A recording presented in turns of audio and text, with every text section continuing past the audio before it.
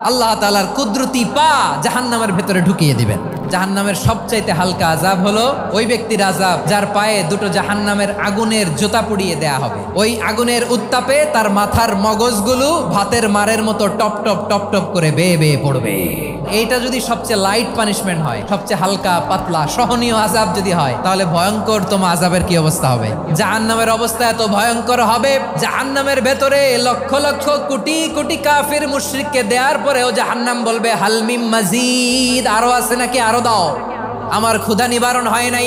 জাহান্নামে তো উত্তপ্ত হবে, জ্বলন্ত হবে, ভয়ঙ্কর হবে। জাহান্নামের এক অংশ আরেক অংশকে খেয়ে ফেলবে। আল্লাহু আকবার। জাহান্নামের রক্ষী ফেরেশতারা কি করবে তারা নিজেরাও বুঝতে পারবে না। কোনো কিছুতেই যখন জাহান্নামকে শান্ত করা যায় না, আল্লাহ তাআলা তার কুদরতি পা জাহান্নামে ঢুকিয়ে দিবেন। দেওয়ার সাথে সাথে জাহান্নাম থেকে আওয়াজ আসবে, কাত বিইজ্জাতিকা ওয়া বিকারামিকা, আল্লাহ আপনার ইজ্জতের কসম, যথেষ্ট হয়েছে, আর লাগবে না। সুবহানাল্লাহ বলেন।